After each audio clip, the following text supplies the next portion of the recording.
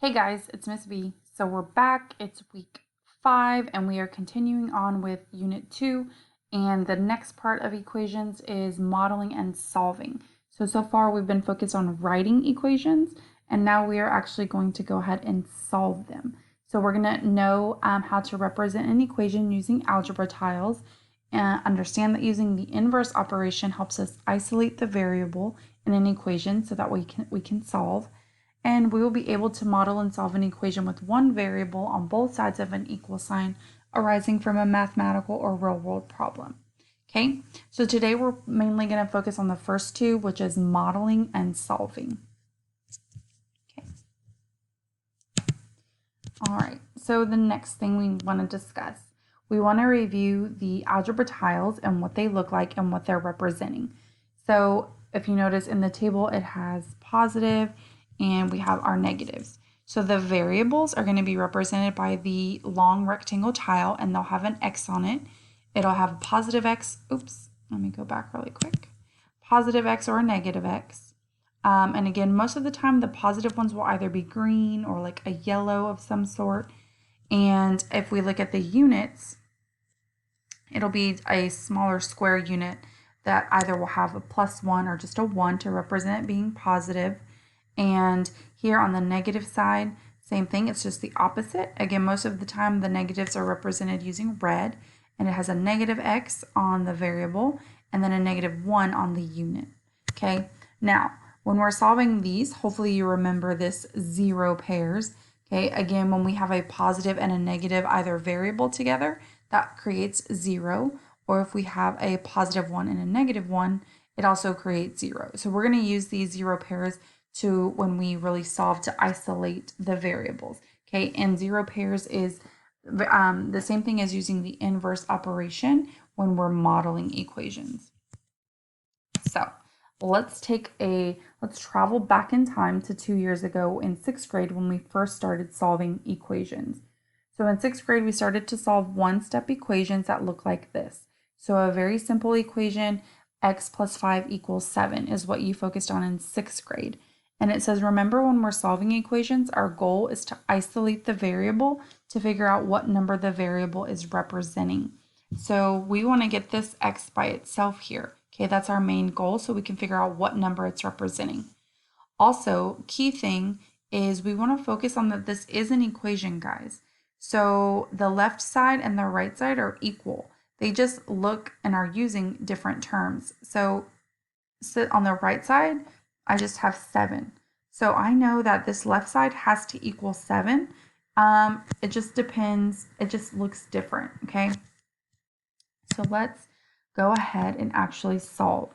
Okay, so we're going to use these algebra tiles, and I'm going to, all right. So I have this little interactive algebra tile board here where we can drag and drop these tiles to help us solve. So the first thing I want to focus on is the left side of the equation. I want to represent this side first. So it has 1x and it's positive. So that's going to be yellow for this interactive board. And then I need to add 5 positive units because of the plus sign. So 1, 2, 3, 4, 5. And we just use this board by dragging and dropping. So you just drag and drop whatever you need. Okay, so I have x plus 5, which matches x plus 5 on the left. On the right side, I need to represent this positive 7. So I'm just going to add the positives, and I'm going to make sure that I have 7.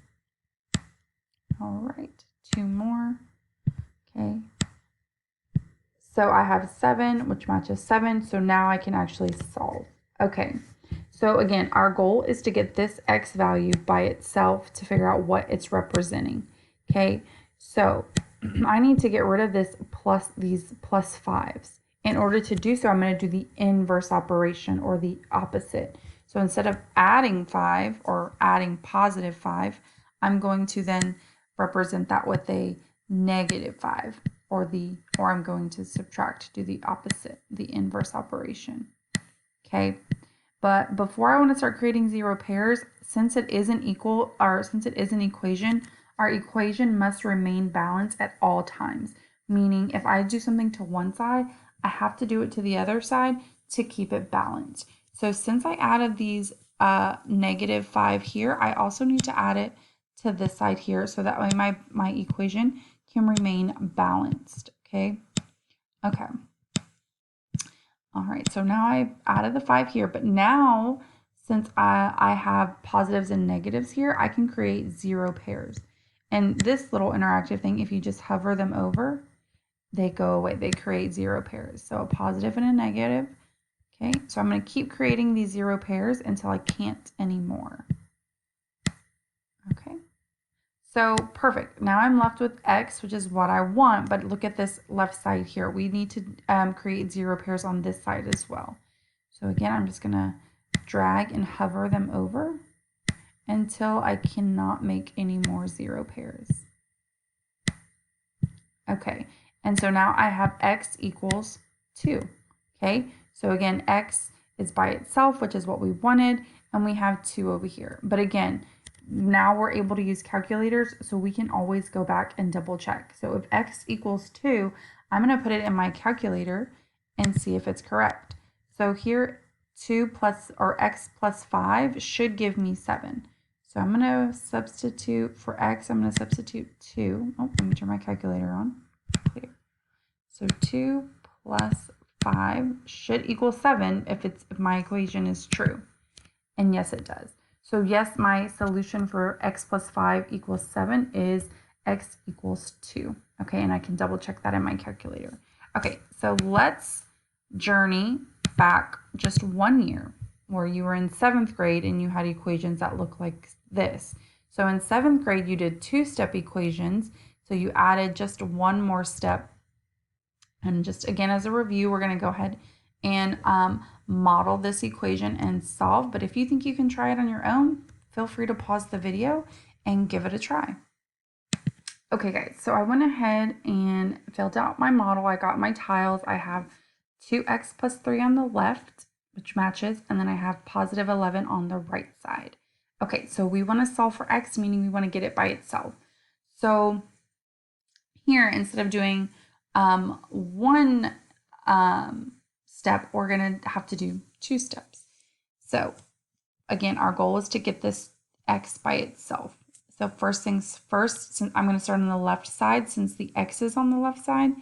And before I can get to the 2x part, I need to work with this plus 3.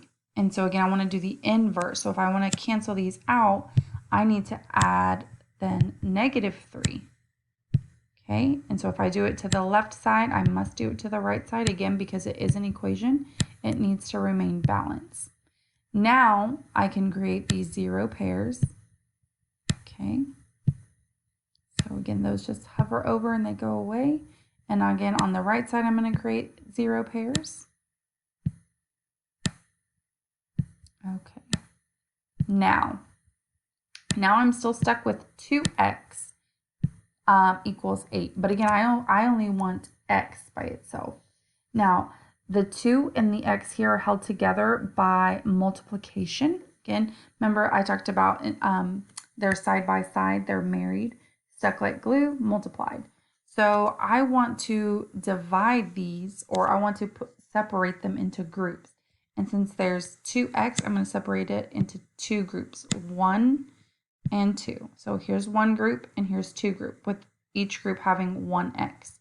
And then I'm also going to do the same with the units here. I'm going to divide them one at a time.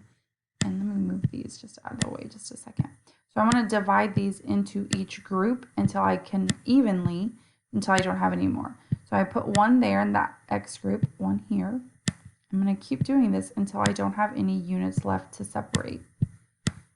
Okay, so put that there. All right, so I don't have any more to separate. So now I can see one of these x's, x equals 4, and it's a positive 4 because they're all positive. So x equals 4. All right, now again, but I want to double check myself, so I'm going to put it in the calculator. So 2 times 4 plus 3 should give me 11 if we are correct in our solution. Yep, it does. Okay, so again, we want to make sure that we are checking and that we are creating those zero pairs correctly. All right. Okay, so let's look at our second example. So this example is a little different because I moved the variable from the right side to the left side. And we need to know that, or we need to be able to also solve with the variable being on the left side. So this equation says 21 equals 9 plus 3x. So I'm going to pause the video for a second and set up my tiles. Okay guys, so I've represented my equation using the algebra tiles. I have 21 on the left side, and then I have 9 plus 3x on the right side. Okay, so since the x is on the left side, on the right side this time, we want to start with that side. So again, our goal is to still get this 3x by itself or x by itself, but first we need to cancel or get rid of this plus 9. So we're going to do the inverse operation by creating 0 pairs. So I'm going to, since I have 9 positives, I need 9 negatives. So I'm going to add these 9 negatives. 6, 7, 8, 9. Okay, and again, it is an equation. It needs to remain balanced. Since I added 9 negatives here, I need to add those 9 negatives here. So I'm going to add those really quickly. All right. And 2 more. Okay, so now I can go ahead and create my 0 pairs since I've done it to both sides here. And if you notice, I don't create my 0 pairs till I've added to both sides, because again, I want to make sure that I'm keeping my equation balanced at all times, which is very important, super important. Okay, so I'm created my 0 pairs here on the right side. I'm going to do the same thing on the left side. And I'm going to go ahead and share the link with you for this algebra tile mat, so that way if you want, you can go ahead and use it. I suggest to use it. It's very helpful to just get a visual of what is happening. Okay, so now I'm left with 12 on the left side and 3x on the right side. And again, since the 3 and the x are held together by multiplication, I need to divide those into 3 groups. So here's 3 groups, and I'm going to take my units and I'm going to divide those into each group until I don't have any more units. And again, we're doing this because we want to divide them evenly. Okay. Oops. Make that one a little nicer. So then if you notice, in each group we have 4. So 1x is equal to 4. Okay. So let's double check again ourselves. We always want to make sure it's correct. So we're going to put it in my calculator. Turn this on. All right. So now I'm looking at the right side. So I want to say 9 plus 3 times, and if you notice, I'm putting the x in parentheses just to make sure. Okay, and then enter, and I should get 21. Yep. All right. So now we've reviewed one-step equations. We've reviewed two-step equations, and again, that's all 6th and 7th grade, but we need to focus on what we're doing in 8th grade. So how might that look?